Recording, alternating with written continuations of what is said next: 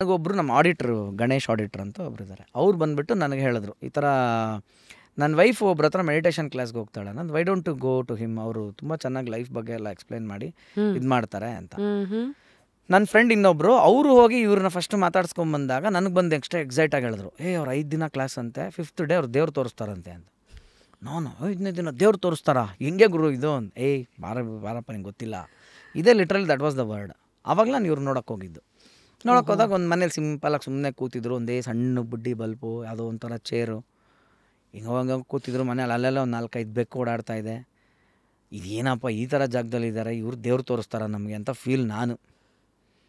ಅವಾಗ ಕೂತ್ಕೊಂಡು ಮಾತಾಡಿದಾಗ ಅವ್ರು ಹೇಳಿದ್ರು, 5 ದಿನ ಫಸ್ಟ್ ಆಫ್ ಆಲ್ ನೀನು ಬರ್ತೆ ಅಂತ ಡಿಸೈಡ್ ಮಾಡಿದಾಗ್ಲೇ ನೀನು 5 ದಿನ ಬರೋಕ್ಕಾಗಲ್ಲ. ನೀನು 5 ದಿನ ನಿನಗೆ ಸಿಗಲ್ಲ. ನೀನು ಟೆಸ್ಟ್ ಮಾಡು, ನೀನು ಯಾವ 5 ದಿನ ಅಂತ ಹಾಕ್ಕೊಂತೆ ಆವಾಗಲೇ ಏನೇನೋ ಬರ್ತಾ ಇರುತ್ತೆ ನಿನಗೆ. ಅದನ್ನು ದಾಟಬೇಕು ನೀನು ಫಸ್ಟು. ಅದನ್ನು ದಾಟಿದ್ಮೇಲೆ ಆ 5 ದಿನ ನೀನು ಇಲ್ಲಿ ಬರೋಕ್ಕಾಗತ್ತೆ ಫಸ್ಟ್ ಆಫ್ ಆಲ್ ನಮ್ಮ ಮನೆಗೆ ಅಂತಲೇ ಅಂದರು ಅವರು ಸ್ಟಾರ್ಟಿಂಗಲ್ಲೇ. ನಾನು ಏನು ಇಂಥ ಭಾರಿ ಚಾಲೆಂಜ್ ಅಪ್ಪ ಇದು, 5 ದಿನ ನನಗಾಗಲ್ವಾ ಅಂತ. ಕೊನೆಗೆ ನಾನು ಶೂಟಿಂಗ್ ಮಾಡ್ತಾಯಿದ್ದೆ, ಅವಾಗ ಶೂಟಿಂಗ್ ಮಾಡಿ ಡಬಲ್ ಬ್ಯಾಂಕಿಂಗ್ ಇಟ್ಟು 5 ದಿನ ಬರೋಣ ಅಂತ ಮಾಡಿದ್ದು. ಯಾಕೆ ಇದು ಅಂತಂದರೆ ಅದೇನು ದೊಡ್ಡ ಪ್ರಶ್ನೆ ಅಂತಲ್ಲ, ನಿಮ್ಮ ಇಂಟೆನ್ಸಿಟಿ ಎಷ್ಟಿದೆಯೋ ಅದ್ರ ಮೇಲೆ ಅದು ಹಾಗೆ ಮ್ಯಾನಿಫೆಸ್ಟ್ ಆಗ್ತಾ ಹೋಗುತ್ತೆ. If you are not intense, ಅಷ್ಟೊಂದು ತೀಕ್ಷ್ಣವಾಗಿ ನೀನು ಆ ಕಡೆಗೆ ಇಲ್ಲ ಅಂದರೆ ಆ ದಾರಿಗೆ ಹೋಗೋಕ್ಕೆ ಆಗಲ್ಲ. ನೀನು ಒಳಗಿಂದ ನಿಜವಾಗ್ಲೂ ಇದ್ರೇ ಅಷ್ಟೇ ಬರೋದು ಅಂತ. ಈಗ ನನಗೆ ಸಖತ್ತಾಗಿ ಮಳೆ ಬರ್ತಾಯಿದೆ ಅಂತ ಗೊತ್ತು, ಈ ಮಳೇಲಿ ಐಸ್ ಕ್ರೀಮ್ ತಿಂದರೆ ದೇಹಕ್ಕೆ ಕೆಟ್ಟದು ಅಂತ ನನಗೆ ಗೊತ್ತು. ಆದರೂ ಈಗ ಐಸ್ ಕ್ರೀಮ್ ತಿನ್ನಲೇಬೇಕು ಅಂದರೆ ನಾನೇನು ಮಾಡ್ತೀನಿ, ಅಪ್ಪ ಬೈದರು, ಅಮ್ಮ ಬೈದರು, ಯಾರು ಹೇಳಿದ್ರು ಮಳೆ ನೆನ್ಕೊಂಡಾಗೋರು ಐಸ್ಕೊಂಡು ತಿನ್ಕೊಂಬರ್ತೀನಿ ಅಲ್ವಾ. ಅದು ಒಂದು ತೀವ್ರತೆ. ಅದು ಇವಾಗ ಮಸಾಲೆ ದೋಸೆ ಇಲ್ಲಿ ತಿನ್ನಲೇಬೇಕು, ಡಾಕ್ಟ್ರ್ ಹೇಳಿದ್ದಾರೆ ಇನ್ನೊಂದು ವಾರ ಖಾರ ಸೋಗಿಸ್ಬಾರ್ದು ಹೊಟ್ಟೆಗೆ ಅಂತ, ಅಂದರೂ ಆಗ್ತಿಲ್ಲ ನನಗೆ ಮಸಾಲೆ ದೋಸೆ. ಅಂದರೆ ಎಕ್ಸಾಂಪಲ್ಗೆ ಹೇಳಿದೆ ನಾನು, ಹೆಂಗೆ ಆ ಇಂಟೆನ್ಸಿಟಿ ನಿನಗೆ ಅಲ್ಲಿದೆ, ಇಲ್ಲೂ ಕೂಡ ಭಗವಂತನ ಪಡಿಬೇಕು ಅನ್ನೋ ಒಂದು ಇಂಟೆನ್ಸಿಟಿ ನಿನಗಿದ್ದರೆ ಮಾತ್ರ ಅದು ಆಪರ್ಚುನಿಟಿಯಾಗಿ ಕನ್ವರ್ಟ್ ಆಗುತ್ತೆ. ಸೊ ನಾನು ಅವಾಗ ಇಲ್ಲ ಮಾಡಲೇಬೇಕು ಅಂತ ಹೋಗಿದ್ದಂಥದ್ದು. ಸೊ ಆವಾಗ 0 ಲೆವೆಲ್ ಕ್ಲಾಸ್ ಅಂತ 1 ದಿನ 2 ದಿನ 3 ದಿನ 5ನೇ ದಿನಕ್ಕೆ ಒಂದು ಕಾನ್ಸೆಪ್ಟ್ ಕನ್ಕ್ಲೂಷನ್ಗೆ ಬಂದ್ವಿ ನಾವು. ಏನು ಅಂದರೆ ಅದು ಎಕ್ಸ್ಪೀರಿಯನ್ಸ್ ಮಾಡಿದರೆ ಗೊತ್ತಾಗುತ್ತೆ ರಶ್ಮಿ, ಅದು ಬಾಯಲ್ಲಿ ಹೇಳಿದ್ರೆ ಬರೋ ಅಂಥದ್ದಲ್ಲ. ಬಟ್ ಎನಿವೇ ಅದೊಂದು ಮೆಡಿಟೇಟಿವ್ ಪ್ರೋಸೆಸ್ಸು, ಪ್ರಾಣಾಯಾಮ ಇವೆಲ್ಲವೂ ಇರುತ್ತೆ, ಓಕೆನಾ. ಆಗಲೇ ನನಗೊಂದು ಬೇಸಿಕ್ ಗೊತ್ತಾಗಿದೆ ಏನು ಅಂತಂದರೆ, ನಮ್ಮದು ಬರೀ ಈಗ ಕಾಣ್ತಿರೋ ದೇಹ ಒಂದೇ ಅಲ್ಲ. We are not having 1 body, at the same time we are having 5 bodies, 5 ದೇಹಗಳಿದೆ ನಮ್ಮಲ್ಲಿ. ಈಗೇನು ನಮ್ಗೆ ಕಾಣ್ತದೆ ಇಟ್ಸ್ ಕಾಲ್ಡ್ ಅನ್ನಮಯ ಕೋಶ ಅಂತ. ಅನ್ನಮಯ ಕೋಶ, ನೆಕ್ಸ್ಟ್ ಪ್ರಾಣಮಯ ಕೋಶ, ನೆಕ್ಸ್ಟ್ ಮನೋನ್ಮಯ ಕೋಶ, ನೆಕ್ಸ್ಟ್ ವಿಜ್ಞಾನಮಯ ಕೋಶ, ಕೊನೆಯದು ಆನಂದಮಯ ಕೋಶ. ಈ 5 ಅಟ್ ಎ ಟೈಮ್ ನಮ್ಮ ಜೊತೆ ಇವಾಗ ಈ ಕ್ಷಣ ಇದೆ ನಮ್ಮ ಜೊತೆ. ನಮಗೆ ಕಾಣ್ತಾ ಇರೋದು ಈ ಅನ್ನಮಯ ಕೋಶ ಅಷ್ಟೇ, ಅಂದರೆ ಫಿಸಿಕಲ್ ಬಾಡಿ. ಇದಕ್ಕೆ ಅನ್ನವೇ ಊಟ, ಅನ್ನವೇ ಪ್ರಾಣ. ಇದಕ್ಕೆ ಈ ಬಾಡಿನ ಹೋಲ್ಡ್ ಮಾಡಬೇಕು ಅಂದರೆ ಅನ್ನ ಬೇಕು. ಅಂದರೆ ಎನಿಥಿಂಗ್ ದಟ್ಸ್ ಗ್ರೋನ್, ಅನ್ನ ಅಂದರೆ ನಾಟ್ ಜಸ್ಟ್ ವೈಟ್ ರೈಸ್, ಬೆಳೀತಕ್ಕಂಥ. ಅದಕ್ಕೆ ಇದನ್ನು ಎಥೆರಿಕ್ ಬಾಡಿ ಅಂತ ಕರೀತಾರೆ, ಈಥರ್ ಬಾಡಿ, ಅರ್ಥ್ಲಿ ಬಾಡಿ ಅಂತಲೂ ಕರೀತಾರೆ. ಇಲ್ಲಿ ಬೆಳೆದಿದ್ದೇ ಇದಕ್ಕೆ ಆಗಬೇಕು, ಇದು ಸಸ್ಟೈನ್ ಆಗಬೇಕು ಅಂದರೆ ಅನ್ನಮಯ ಕೋಶ. ನೆಕ್ಸ್ಟು ಹೋದರೆ ಪ್ರಾಣಮಯ ಕೋಶ. ಇದಕ್ಕೆ ಪ್ರಾಣವೇ ಊಟ. ಪ್ರಾಣ ಎಲ್ಲಿಂದ ಬರುತ್ತೆ? ಪ್ರಾಣಾಯಾಮ ಮಾಡಿದ್ರೆ ಬರುತ್ತೆ. ಗಾಳಿ ಪ್ರಾಣಾಯಾಮ, ಪ್ರಾಣಶಕ್ತಿನ ದೇಹದೊಳಗೆ ಆಯಾಮ ಮಾಡ್ಕೊಳ್ಳೋದಕ್ಕೆ ಪ್ರಾಣಾಯಾಮ ಅಂತ ಕರೀತಾರೆ. 1000 ಥರ ಪ್ರಾಣಾಯಾಮ ಇದೆ, ಹಿಂಗೆ ಮಾಡೋದು, ಭಸ್ತ್ರಿಕಾ ಪ್ರಾಣಾಯಾಮ, ಇನ್ನೊಂದು 1000 ಥರ ಪ್ರಾಣಾಯಾಮ. ಬಟ್ ಹೀಗೆ ನೀನು ಮಾಡುವ ಕ್ರಿಯೆ, ಹೀಗೆ ತಗೊಳ್ತಕ್ಕಂಥ ಉಸಿರಾಡೋ ಒಂದು ರೀತಿ ಅಥವಾ ಆ ಗಾಳಿ ಎಲ್ಲಿಗೆ ಹೋಗ್ತಾ ಇದೆ ಅದು ಅಂದರೆ ಪ್ರಾಣಮಯ ಕೋಶಕ್ಕೆ ಹೋಗ್ತಾ ಇದೆ. ಅದನ್ನು ಆ ಲೆವೆಲಲ್ಲಿ ಅರ್ಥ ಮಾಡ್ಕೋಬೇಕು first. And at the same time ಇನ್ನೊಂದು ಫೋಟೋಸಿಂಥಸಿಸ್ ಆಗುತ್ತಲ್ಲ. ಈಗ ಇದೆಲ್ಲ ಹೆಂಗೆ ಬೆಳೆಯುತ್ತೆ, ತರಕಾರಿ, ಗಿಡ, ಸೊಪ್ಪು ಎಲ್ಲ ಸೂರ್ಯನಿಂದ ಬರ್ತಕ್ಕಂಥದ್ದು ಎನರ್ಜಿ. ಅದಕ್ಕೆ ಸೂರ್ಯನಿಗೆ ಇನ್ನೊಂದು ಹೆಸರೇನು, ಪ್ರಾಣೇಶ್ ಅನ್ನೋದು ಸೂರ್ಯನ ಹೆಸರು. ಆ್ಯಕ್ಚುಲಿ ಪ್ರಾಣದಾತ, ಪ್ರಾಣಶಕ್ತಿನ ಕೊಡ್ತಾ ಇರೋದು ಭೂಮಿಗೆ ಆತನೇ. ಅದು ಸ್ವಿಚ್ ಆಫ್ ಆಯಿತು ಅಂದರೆ ಇಲ್ಲಿ ಪ್ಯಾಕಪ್ ಅಷ್ಟೇ, ಇಲ್ಲಿ ಶೂಟಿಂಗ್ ಏನಿಲ್ಲ ಇಲ್ಲಿ. ಸೊ ಅವನು ಪ್ರಾಣದಾತ. ಸೊ ಅವನು ಕೊಡ್ತಾ ಪ್ರಾಣದಾತದಿಂದ. ಸೊ ಇವಾಗ ನಾನು ಇದೇ ಮಾಡ್ತಿಲ್ಲ, ನಾನು ಮೆಡಿಟೇಟ್ ಮಾಡ್ತಿಲ್ಲ, ಪ್ರಾಣಾಯಾಮ ಮಾಡ್ತಿಲ್ಲ, ಮತ್ತು ನನ್ನ ಪ್ರಾಣಮಯ ಕೋಶ ಏನಾಯ್ತು, ಸತ್ತೋಯ್ತಾ ಅಂದರೆ ಇಲ್ಲ. ನೀವೇನು ತಿಂತಾ ಇದ್ದೀರಾ ಊಟ, ಅದರಿಂದ ಸ್ವಲ್ಪ ಪರ್ಸೆಂಟೇಜ್ ಅದಕ್ಕೆ ಹೋಗ್ತಾ ಇದೆ. ಬಟ್ ಅದಕ್ಕಿನ್ನೂ ಬೇಕಾಗಿರೋವಂಥದ್ದು ಅದು ಆ್ಯಕ್ಟಿವೇಟ್ ಆಗಿಲ್ಲ. ಅದಕ್ಕೆ ವಿಗ್ರಹಗಳಿಗೆ ತಂದಾಗ ಪ್ರಾಣ ಪ್ರತಿಷ್ಠಾಪನೆ ಅಂತ ಒಂದು ಮಾಡ್ತಾರೆ ಪ್ರೋಸೆಸ್, ದಟ್ ಈಸ್ ಕಾಲ್ಡ್. ಅದಕ್ಕೆ ಇವಾಗ ಪ್ರಾಣ ತುಂಬೋ ಪ್ರೋಸೆಸ್, ಅದಕ್ಕೆ 2ನೇ ಕೋಶ ಕೊಡ್ತಾರಲ್ಲಿ. ಅದೇ ಥರ ನಮ್ಮ ದೇಹದಲ್ಲೂ ಈ ಪ್ರಾಣ ಪ್ರತಿಷ್ಠಾಪನೆ ಆಗಬೇಕು. ಅದಾದಾಗ ನೆಕ್ಸ್ಟ್ ಲೆವೆಲ್ಗೆ ಅದೇನಕ್ಕೋ ನಿಂಗೆ ಸ್ಪಾರ್ಕಲ್ ಕೊಡುತ್ತೆ, ವೈರಿಂಗ್ ಆಗಿ ಸ್ಟಾರ್ಟ್ ಆಗುತ್ತೆ ಅಂತ.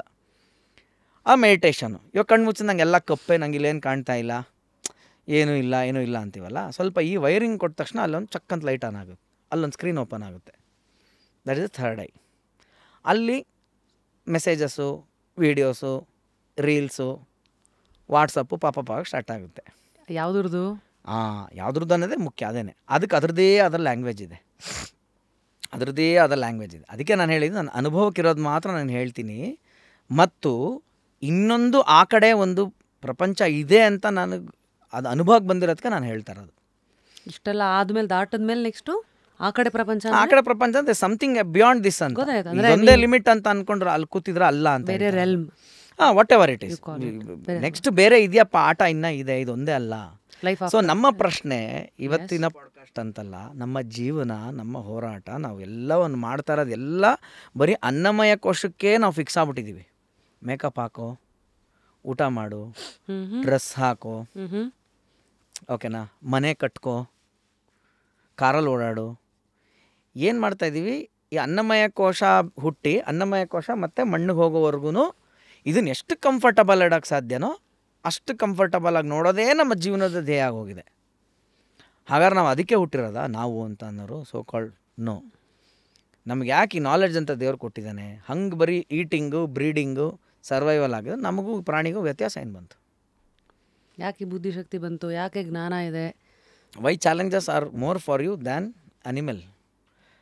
ಅಥವಾ ಅದಕ್ಕೆ ಜಡ್ಜ್ಮೆಂಟ್ ಅನ್ನೋದೇ ಇಲ್ಲ, ಅದಕ್ಕೆ ಹೊಟ್ಟೆ ಹಸು ಬಂತು, ಅದು ಹಿಡಿಯುತ್ತದೆ ಅಷ್ಟು. ಒಂದು ಹುಲಿ ಬಂದರೆ ಇವಾಗ ಅದಕ್ಕೆ ಈಸಿ ಯಾರು ಸಿಗ್ತಾರೋ ಅವ್ರನ್ನ ಅಟ್ಯಾಕ್ ಮಾಡಿ ಅದು ಆ ಟೈಮ್ ತಿನ್ನುತ್ತೆ.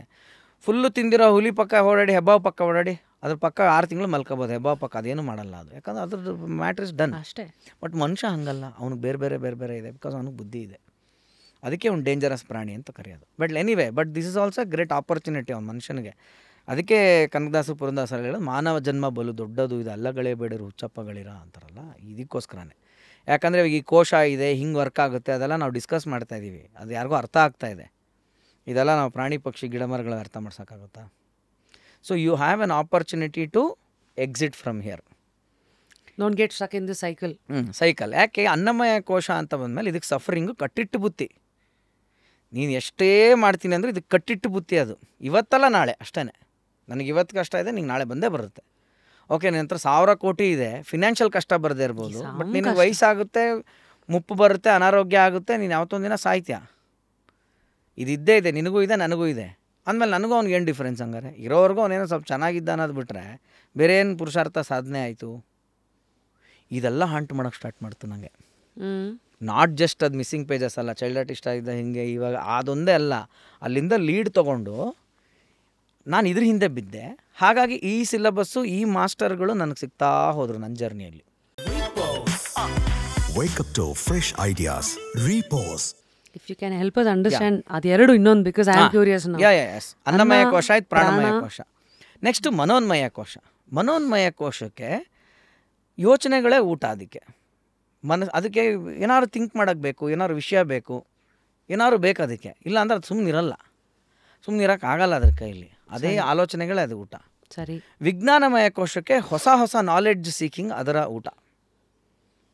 ಓಕೆ, ನಾ ಬರ್ತೀನಲ್ಲಿ ಹೆಂಗೆ ಅಂದ್ಬಿಟ್ಟು ಅಂತ. ಕೊನೆಯದು ಆನಂದಮಯ ಕೋಶ. ಅದು ಪ್ರಶಾಂತವಾಗಿ ಶಾಂತಿಯಾಗಿರೋದು. ಆನಂದ ಅಂದ ತಕ್ಷಣ ಏನು ಅಂದರೆ, ನಾನು ಜಾಮೂನ್ ತಿನ್ಬೇಕು ಅನಿಸ್ತಾ, ತಿಂದ ತಕ್ಷಣ ಆನಂದಮಯ ಕೋಶಕ್ಕೆ ಹೋಯ್ತು, ಅಲ್ಲ ಅದು ಹಂಗಲ್ಲ. ನನಗೆ ಇವಾಗೇನೋ ಒಂದು ಮಾಡಬೇಕು ಅನಿಸ್ತು, ನಾನು ಮಾಡಿದ ತಕ್ಷಣ ಈಗ ನಾನು ಆನಂದವಾಗಿದ್ದೀನಿ, ಅಲ್ಲ. ಹಂಗೆ ನೋಡೋಕೆ ಒಬ್ಬ ಸೈಕೋಪಾತ್ಗೆ ಯಾರನ್ನೋ ಚುಚ್ಚಿದ್ರು ಅವ್ನಿಗೆ ಇವಾಗ ಆನಂದ, ಹಂಗಾರ ಅವ್ನು ಯಾರೋ ಚುಚ್ಬಿಟ್ಟು ಬಂದರೆ ಆನಂದಮಯ ಕೋಶನ ಅಲ್ಲ. ಹಂಗೆ ತಪ್ಪು ತಿಳ್ಕೊಬಾರ್ದು. ಅದು ಏನು ಅಂದರೆ ಫೈನಲ್ ಸ್ಟೇಜ್, ಅದು ಅಲ್ಲಿಗೆ ರೀಚ್ ಆಗೋದೇ ನಮ್ಮ ಆಟ ಇರೋದು ಇವಾಗ. ಇದನ್ನೇ ನಿರ್ವಾಣ, ಆ ಸ್ಥಿತಿಗೆ ಹೋಗ್ತಕ್ಕಂಥ. ಈಗ ನಮ್ಮ ಜರ್ನಿ ಫ್ರಮ್ ಅನ್ನಮಯ ಕೋಶ ಟು ಆನಂದಮಯ ಕೋಶನೇ ನಮಗಿರೋ ಟಾರ್ಗೆಟ್. ನಾವೆಲ್ಲ ಮನುಷ್ಯರಾಗಿ ಹುಟ್ಟಿರೋದಕ್ಕೆ. ಇದಕ್ಕೆ ಟೈಮ್ ಎಷ್ಟು ಕೊಡ್ತಿದ್ಯಾ ನೀನು ಅಂತ ಹೇಳ್ತಾರೆ ಮೆಡಿಟೇಟಿವ್ ಲ್ಯಾಂಗ್ವೇಜಲ್ಲಿ ಹೋದರೆ. ಸರಿ, ಒಂದೊಂದೇ ಕ್ವಶನ್ ದಾಟ್ತಾ ಹೋಗ್ಬೇಕು. ಇವಾಗ ಕತ್ಲ ಕೋಣೆಯಲ್ಲಿ ಯಾರನ್ನೋ ಒಬ್ಬರು ಹಾಕ್ತಾರೆ, ಸಾಲಿಟರಿ ಕನ್ಫೈನ್ಮೆಂಟ್ ಅಂತ ಕರೀತಾರಲ್ಲ. ಅವ್ನು ಸರ್ಕ್ ಅಂತ ಯಾವುದೋ ಒಂದು ಟೈಮ್ ಬಾಗಿಲು ತೆಗಿತಾರೆ, ರಪ್ ಅಂತ ಊಟ ಹಾಕ್ತಾರೆ, ಬಾಗಿಲು ಹಾಕ್ಬಿಡ್ತಾರೆ. ಈಗ ಅವ್ನಿಗೆ ಅನ್ನಮಯ ಕೋಶಕ್ಕೆ ಅನ್ನ ಸಿಗ್ತಾ ಇದೆ, ಓಕೆನಾ. ಅದರಲ್ಲೇ ಸ್ವಲ್ಪ ಪ್ರಾಣಶಕ್ತಿ ಇರೋದ್ರಿಂದ ಪ್ರಾಣಮಯ ಕೋಶಕ್ಕೂ ಆಯಿತು. ಮತ್ತು ಅವ್ನಿಗೆ ಯಾಕೆ ಟಾರ್ಚರ್ ಆಗ್ತದೆ ಕತ್ಲೆಯಲ್ಲಿ ಇರೋಕ್ಕೆ? ಯಾಕೆ ಅವ್ನಿಗೆ ಆಚೆ ಯಾಕಂದ್ರೆ ಅವ್ನಿಗಲ್ಲಿ ಹೊಸ ಆಲೋಚನೆಗಳು ಇಲ್ಲ. ಅಲ್ಲಿ ಅವನಿಗೆ ಎಲ್ಲ ಡಾರ್ಕ್ ಆಗಿದೆ, ಅವನಿಗೆ ವಿಷಯನೇ ಏನೂ ಇಲ್ಲ. This is what happens even in the big boss. ಒಂದು ಹಂತದಲ್ಲಿ ಒಂದು 4 ದಿನ 5 ದಿನ 6 ದಿನ ಎಲ್ಲ ಕತೆ ಮಾತಾಡಾದ್ಮೇಲೆ ಬ್ಲ್ಯಾಂಕಾಗಿ ಕೂತಿರ್ತೀವಿ ಗೊತ್ತಾ ಅಲ್ಲಿ. ಯಾಕಂದ್ರೆ ಅಲ್ಲಿ ಹೊಸ ನ್ಯೂಸ್ ಪೇಪರ್ ಬರಲ್ಲ, ಮ್ಯಾಗ್ಝಿನ್ ಬರಲ್ಲ, ಪೇಪರ್ ಬರಲ್ಲ, ಪೆನ್ ಬರಲ್ಲ. ವಿಲಿ ಒದ್ದಾಡೋಕ್ಕೆ ಸ್ಟಾರ್ಟ್ ಆಗೋದು ಮನೋನ್ಮಯ ಕೋಶ. ಆಗ ಮನ್ಸು ಏನು ಮಾಡುತ್ತೆ, ನಿನ್ನ ನೋಡೋಕೆ ಸ್ಟಾರ್ಟ್ ಮಾಡುತ್ತೆ. ಅವ್ನು ಅಲ್ಲಿ ಅಬ್ಸರ್ವೇಷನ್ ತಾನು ಇನ್ನೇನು ಮಾಡ್ತಿರ್ತೀವಲ್ಲ ಅಲ್ವಾ, your bane there, you know that experience. ಏನೂ ಮಾಡೋಕ್ಕೆ ಹೊಸ ವಿಷಯ ಇಲ್ಲ ಅಂದಾಗ ಮನುಷ್ಯ ಏನು ಮಾಡ್ತಾನೆ, ಒಬ್ಬನೊಬ್ಬ ನೋಡ್ಕೊಂಡು ಕೂತಿರ್ತಾನೆ. ಆವಾಗ ಅವ್ನು ನಿಂತರೂ ತಪ್ಪು, ಕುಂತ್ರೂ ತಪ್ಪು. ಒಬ್ಬ ಕಂಟೆಸ್ಟೆಂಟ್ ಇನ್ನು 16 ಜನ ಏನು ಮಾಡಿದೆ ಎಲ್ಲ ಅವ್ನ ತಲೆಯಲ್ಲಿ ಇರುತ್ತೆ ಅವ್ನಿಗೆ. ಯಾಕಂದ್ರೆ ಅವ್ನು ಮನೋನ್ಮಯ ಕೋಶಕ್ಕೆ ಅಲ್ಲಿ ಬೇರೆ ಕೆಲಸವೇ ಇಲ್ಲ. ಅನ್ಲೆಸ್ ಬಿಗ್ ಬಾಸ್ ಒಂದು ಟಾಸ್ಕ್ ಕೊಟ್ಟ ಮೇಲೆ ತಿರ್ಗಾ ಫ್ರೆಶ್ ಆಗ್ತೀವಿ. ಹಬ್ಬ ಏನೋ ಒಂದು ಟಾಸ್ಕ್ ಬಂತು ಗುರು, ಆಯಿತು, ಅಯ್ಯೋಬ್ಬಾ ಟಾಸ್ಕ್ ಬಂತು. ಸ್ಯಾಟರ್ಡೇ ಬಂದ ತಕ್ಷಣ ಒಂದು ಖುಷಿ, ಯಾಕಂದ್ರೆ ಹೊರಗಡೆಯಿಂದ ಇವಾಗ ಸುದೀಪ್ ಸರ್ ಬಂದು ಏನೋ ಹೇಳ್ತಾರೆ, ನಾವೇನೋ ಕೇಳಿಸ್ಕೊಳ್ಳೋಣ ಅಂತ. ಇದೆಲ್ಲ ಎಕ್ಸೈಟ್ ಯಾವುದಕ್ಕೆ ಆಗ್ತಾರದು ಇವಾಗ? ಮನೋನ್ಮಯ ಕೋಶಕ್ಕೆ. ಈ ವಿಜ್ಞಾನಮಯ ಕೋಶ ಅಂದ್ರೆ ಏನೋ ಒಂದು ಹೊಸ ಲರ್ನಿಂಗ್ ನೀವು ಕಲೀಲಿಲ್ಲ ಅಂದರೆ ಕೆಲವ್ರಿಗಂತೂ ಅದು ಆಗಲ್ಲ. ಏನೋ ಒಂದು ಮಾಡ್ಬೇಕು ಗುರು, ಏನೋ ಒಂದು ತಿಳ್ಕೊಬೇಕು, ಕಲಿಬೇಕು. ಇವಾಗ ಜಸ್ಟ್ ಕ್ಯೂರಿಯಸ್ ವಿಜ್ಞಾನಮಯ ಕೋಶ. ಇನ್ನೊಂದು ಸತಿ ಎಲ್ಲ ಇರುತ್ತೆ ಲೈಫಲ್ಲಿ, ನನಗೆ ಪ್ರಾಬ್ಲಮ್ಮೇ ಇಲ್ಲ ಈಗ ಅಂದರೂ ಬೋರ್ ಹೊಡಿತದೆ ಬಡ್ಡಿ ಮಗನ. ನನಗೆ ಫಿಲಮ ನೋಡ್ಕೊಂಬಂದೆ, ಮನೋನ್ಮಯ ಕೋಶಕ್ಕೆ ಖುಷಿ ಆಯಿತು, ಊಟ ಮಾಡಿದೆ, ಪ್ರಾಣಮಯ ಆಯಿತು, ಎಲ್ಲ ಇದ್ದೀನಿ. ಆದರೆ ಯಾವಾಗಲೂ ಒಂದು ಸತಿ ಏನು ಬೇಡಪ್ಪ, ಯಾವ್ದಾದ್ರು ಬೆಟ್ಟದಲ್ಲಿ ಹೋಗಿ ಸುಮ್ಮನೆ ಕೂತ್ಕೊಳ್ಳೋಣ, ಯಾವ್ದು ದೇವಸ್ಥಾನಕ್ಕೆ ಹೋದಾಗ ಮೆಡಿಟೇಟ್ ಮಾಡ್ಕೊಂಡು ಕೂತ್ಕೊಳ್ಳೋಣ. ನನಗಂತೂ ಹಂಗೆ ಅನಿಸುತ್ತೆ, ಬೇರೆಯವ್ರಿಗೆ ನನಗೆ ಗೊತ್ತಿಲ್ಲ. ಅಲ್ಲಿ ನಿಮಗೊಂದು ಏನೂ ಬೇಡ ಅನ್ನೋ ಒಂದು ಸ್ಥಿತಿ ನೀವು ತಲುಪ್ತೀರ ಗೊತ್ತಾ, ಆವಾಗ ಅದಕ್ಕೆ ಸಿಗೋ ಫುಡ್ ಅದು. ಅಲ್ಲಿ ಅದೊಂದು ಸ್ಥಿತಿ ಅದು ಆ್ಯಕ್ಚುಲಿ ಹೇಳ್ಬೇಕಂದ್ರೆ. ಹೇಳಲ್ವ ಎಷ್ಟೋ ಸಲ ಕಣ್ಣು ಮುಚ್ಕೊಂಡು ಎಷ್ಟೊತ್ತಾಯಿತು, ಎದ್ದೇಳು, ಅರ್ಧ ಗಂಟೆ ಆಯ್ತು ನೀನು ಇಲ್ಲಿ ಕೂತು. ಅರ್ಧ ಗಂಟೆ ಆಯಿತಾ, ನಾನು 5 ನಿಮಿಷ ಅಂದ್ಕೊಂಡೆ. So you are lost in that. So ಇದು ನಮಗೆ ಇವಾಗ ಈ ಲೈಫಲ್ಲಿ ಕಂಪ್ಲೀಟ್ ಕಂಟ್ರೋಲ್ ಇರೋದು ಈ ಅನ್ನಮಯ ಕೋಶದ ಮೇಲೆ. ಇವಾಗ ನಾನು ಇದ್ದೀನಿ, ಎಡಗೈನ ಕಿರಿಬೆರಳನ್ನ ಆಡಿಸು ಅಂತ ನನ್ನ ಬುದ್ಧಿಗೆ ಹೇಳಿದೆ. ಹೇಳಿದ ತಕ್ಷಣ ಅದು ಇವಾಗ ಮೆಸೇಜ್ ಪಾಸ್ ಮಾಡಿ ಮಾಡು. ಆಡಿಸು, ಆಡಿಸಿದೆ. ಕೈ ರೊಟೇಟ್ ಮಾಡು. ಈ ಕಂಪ್ಲೀಟ್ ಕಂಟ್ರೋಲ್ ಈ ಮನುಷ್ಯ ಜೀವಿಗೆ ಇರೋದು ಅನ್ನಮಯ ಕೋಶದ ಮೇಲೆ ಮಾತ್ರ. ಕರೆಕ್ಟ್. ಅವನ ಅವೇರ್ನೆಸ್ ಶಿಫ್ಟ್ ಆಗ್ತಾ ಆಗ್ತಾ ಆಗ್ತಾ ಆಗ್ತಾ ಅವನಿಗೆ ಪ್ರಾಣಮಯ ಕೋಶದ ಮೇಲೆ ಇದೇ ಥರ ಕಂಟ್ರೋಲ್ ಬರುತ್ತೆ, ವಿಜ್ಞಾನಮಯ ಕೋಶದ ಮೇಲೆ ಇದೇ ಥರ ಕಂಟ್ರೋಲ್ ಬರುತ್ತೆ, ಮನೋನ್ಮಯ ಕೋಶದ ಮೇಲೆ ಬರುತ್ತೆ, ಆನಂದಮಯ ಕೋಶದ ಮೇಲೆ ಬರುತ್ತೆ. ಅದಕ್ಕೆ ಹೇಳೋದೇನು ಅಂದರೆ, one who knows himself knows all ಅಂದರೆ ಏನು ಅಂದರೆ, ಈ ವಿಜ್ಞಾನಮಯ ಕೋಶದಲ್ಲಿ ಎಲ್ಲ ನೇಚರ್ ಸೀಕ್ರೆಟ್ ಅಡಗಿರ್ತಕ್ಕಂಥದ್ದು. ಯಾರಿಗೆ ಅವೇಕ್ನಿಂಗ್ ಆಗುತ್ತೋ, ಅವೇಕ್ನಿಂಗ್ ಆದ ಮಾತ್ರ ಅಷ್ಟೇ. ಆವಾಗ ದೆನ್ ಯು ವಿಲ್ ಆ ಸೈಕಲಿಗೆ ಸಿಕ್ಕಾಕೊಳ್ದವ್ರಿಗೆ ಏನೇನು ಮಾಡಬೇಕು ಎಲ್ಲ ನೆಕ್ಸ್ಟ್ ಲೆವೆಲ್ ಹುಡ್ಕೊಂಡು ಹೋಗ್ತೀಯ.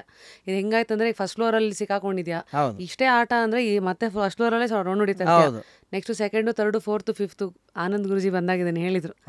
ಎಲ್ಲರಿಗೂ ಹೋದ್ಮೇಲೆ ಆಮೇಲೆ ಅಲ್ಲಿ ಟೆರೇಸ್ಗೆ ಹೋದ್ಮೇಲೆ ಮುಗೀತು, ಅಲ್ಲಿ there you are connected with akasha. Why ಅಂತ ಪ್ರಶ್ನೆ ಬರಲೇ ಇಲ್ಲ ನಿನ್ನ ಲೈಫಲ್ಲಿ ಅಂತಂದರೆ ಏನೂ ಮಾಡೋಕ್ಕಲ್ಲ. ಒಬ್ಬೊಬ್ರು ವೈ ಒಂದೊಂದು ವೈ ಅನ್ನೋದು ಬರಬೇಕು ಫಸ್ಟು. ಅದಕ್ಕೆ ನಾವು ಹೇಳ್ತೀವಲ್ಲ, ಏನೇ ಮಾಡಬೇಕಂದ್ರೂ ವೈ, ಯಾಕೆ ಮಾಡ್ತಾಯಿದ್ದೀನಿ ನಾನು ಇದನ್ನು ಅಂತ ಒಂದು ಸ್ವಲ್ಪ ಯೋಚನೆ ಮಾಡಿ ನೋಡಿದ್ರೆ ಅದರಿಂದ ಒಂದು ಐ ಫ್ಯಾಕ್ಟರ್ ಇರುತ್ತೆ, ಒಂದು ಕಂಫರ್ಟ್ ಫ್ಯಾಕ್ಟರ್ ಇರುತ್ತೆ ಅಷ್ಟೇ. ನಂದು ಇದರ ಕಂಫರ್ಟ್ಗೋಸ್ಕರ ತಾನು ಎಲ್ಲವೂ ನಡೀತಾ ಇರೋದು ಇಲ್ಲಿ. ಫೈಟು, ಜಗಳ, ಒಬ್ಬರ ಮೇಲೆ ದ್ವೇಷ, ಈರ್ಷೆ ಎಲ್ಲವೂ ಬರೀ ಅನ್ನಮಯ ಕೋಶದ್ದೇ ಆಟ ಆಗೋಯ್ತು. Where you have the option for another 4 koshas, not concentrating on that.